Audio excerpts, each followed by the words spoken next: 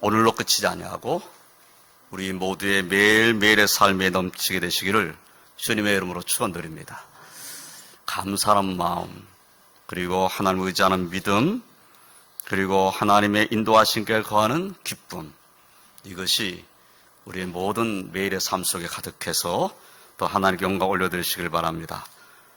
또한 정교인 찬양제를 통해서 우리 모두에게 하나님께 주신 기쁨이 넘치게 되시길 주님의 이름으로 축원드립니다. 이 시간에는 본문을 의지해서 하나님을 찬송하는 삶을 살아야 할 이유가 무엇인가 하는 것을 함께 생각해 보려고 합니다. 본문 1절을 보면 할렐루야 우리 하나님을 찬양하는 일이 선하며 찬송하는 일이 아름답고 마땅하도다 라고 말씀하셨어요. 또 7절 말씀을 보면 감사함으로 여호와께 노래하며 수금으로 하나님께 찬양할지어다 라고 말씀하고 있습니다. 하나님의 택함을 받은 하나님의 백성이란다면 당연히 하나님을 찬양하는 것은 당연한 일입니다. 정말 내가 하나님의 은혜를 받은 사람이고 내가 하나님의 사랑 가운데 가는 사람이라는 것을 참으로 아는 사람이란다면 찬양하는 삶을 살지 않을 수가 없는 거죠. 하나님의 백성이 하나님을 향한 감사와 찬양이 끊어졌다. 그의 삶에 찬송이 없다. 이러면 그 사람은 문제가 있는 거죠. 내가 하나님을 의지하는 믿음의 사람인데 나는 찬송 안 부르고 살아. 그것은 이상한 삶인 거죠. 하나님 믿는 하나님 백성에게 있어서 찬송은 매일 삶 속에서 끊어질 수가 없는 겁니다. 어려움이 있음에도 불구하고 마음의 괴로움이 있음에도 불구하고 하나님을 의지하는 하나님 백성은 자신도 모르게 찬송하게 되어 있습니다. 힘들어도 찬송 나오잖아요. 기쁨은 뭐 당연히 찬송 나오고 아무리 어렵게 힘들어도 내가 고난 가운데 있어도 하나님을 의지하는 자는 찬송 부르게 됩니다. 찬송이 저절로 나온다니까요.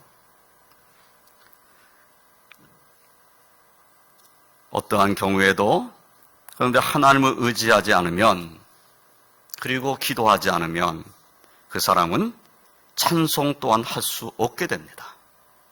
찬송이 없다. 그 삶 속에는 기도가 없다. 기도가 없다는 것은 하나님을 의지하지 않는다. 이렇게 연결되는 거예요. 그 삶 속에 찬송이 있다. 어려워도 찬송하고 기뻐도 찬송하고 그 속에 찬송이 있다. 그러면 찬송하는 삶 속에는 기도가 있는 거고 기도하는 삶을 살고 있다면 그가 하나님을 의지한다는 것을 나타내는 거죠. 우리 왕독교회 성도들은 하나님을 의지하며 기도하며 찬송이 넘치는 그런 믿음의 삶을 사시길 주님의 이름으로 축원드립니다. 우리는 하나님 앞에 선하고 아름답고 마땅한 찬양의 삶을 살아서 하나님을 기쁘시게 되는 그러한 성도로 살아야 될 줄로 믿습니다. 몇 가지 우리가 오늘 말씀을 통해서 하나님을 찬송의 이유를 생각해 봅니다. 첫째로 하나님은 우리의 상처를 싸매주시는 분이시다 라고 오늘 말씀하고 계셔요. 본문 2절로 3절 말씀을 보면 여호와께서 예루살렘을 세우시며 이스라엘의 흩어진 자들을 모으시며 상심한 자들을 고치시며 그들의 상처를 싸매시는도다 라고 말씀했어요. 하나님께서는 하나님 백성을 잘 아십니다. 하나님 백성이라도 때로는 연약하여 그리고 또 힘들어하고 괴로워하는 것을 하나님이 모르실 리가 없습니다. 때로는 우리도 상심할 때가 있지요. 기도했는데 응답이 빨리 오지 않고 점점 어려워지는 것 같고 힘들어지는 것 같을 때 상심함이 찾아오죠.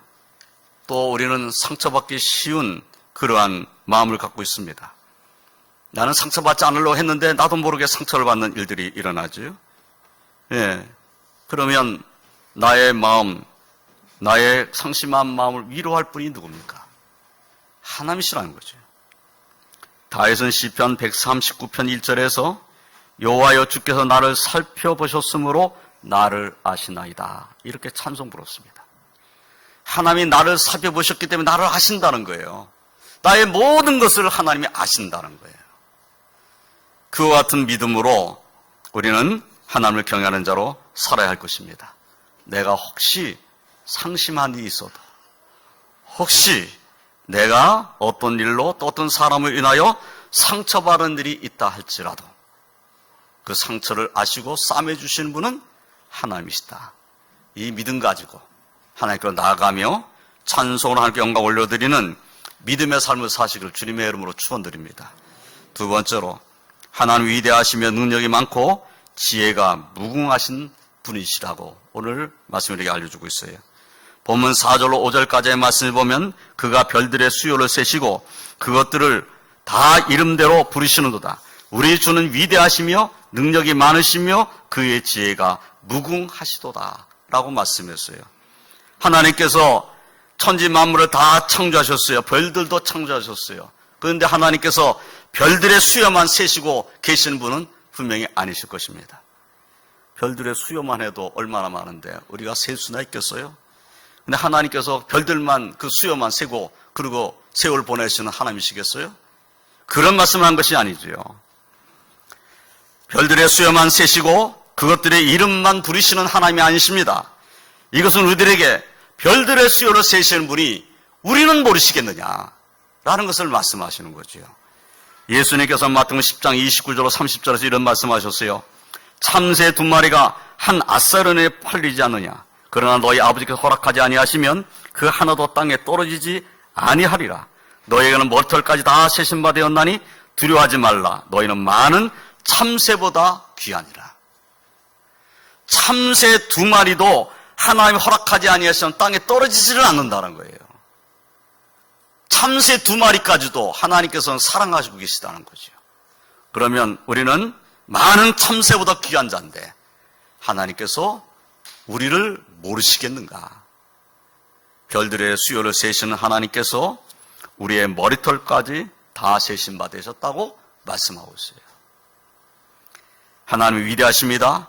그리고 능력이 많으십니다. 못하실 것이 없는 능력이 하나님이십니다. 지혜가 무궁하신 그 하나님께서 나를 아시는데 나의 머리털까지 다 세신 바 된 나를 너무나 잘 아시는 그런 하나님으로 우리와 함께 하신다 하는 말씀입니다. 우리를 예수 그리스도의 보배는 피로 깨끗이 씻어주셔가지고 하나님의 아빠 아버지라 부르게 하신 것은 하나님의 은혜와 축복입니다. 위대하시며 능력이 많고 지혜가 무궁하신 하나님께서 오늘날 우리와 함께 하신다. 그분이 나를 아신다. 이 믿음 가지고 찬송하는 삶을 사시기를 주님의 이름으로 축원드립니다. 마지막으로 하나님은 겸손한 자를 기뻐하신 분이시다라고 말씀하고 계세요. 본문 6절을 보면은 여호와께서 겸손한 자들을 붙드시고 악인들은 땅에 엎드러 뜨리시는 도다라고 말씀했습니다. 겸손한 자, 하나님 앞에 겸손한 자, 그래서 하나님을 의지하는 자, 또 하나님을 경외하는 자, 하나님 말씀을 붙잡는 자, 그 말씀에 순종하고자 힘쓰는 자, 이런 자들은 하나님 붙드십니다. 그러나 악인들은 땅에 엎드러뜨리신다고 말씀하고 있어요. 우리가 겸손히 주님을 의지하는 믿음의 사람이란다면은 우리는 하나님이 기뻐하시는 자의 삶을 사는 겁니다. 오늘 우리가 하나님 앞에 찬송 드리는 것도 하나님께 베풀어 주신 은혜에 감사합니다. 하나님 나의 상처를 싸매주시고 나를 위해 주시고 내게 소망 주신 것 감사합니다. 하나님이 내 머리털까지 다 세신 바 되었으니 나의 모든 것을 아시는 줄 나는 믿고 감사를 드립니다. 이런 믿음으로 하나님 앞에 찬양을 드리는 그런 복된 시간 되시길 주님의 이름으로 축원드립니다. 그래서 오늘 하나님 앞에 드리는 이 정겨운 찬양들을 통해서 우리는 더 하나님께 영광을 올려드리고 하나님을 기쁘시게 드리고 우리 마음에도 감사 기쁨이 넘치는 그런 귀한 시간 되시기를 주님의 이름으로 축원드립니다. 기도하겠습니다. 하나님 감사합니다. 우리가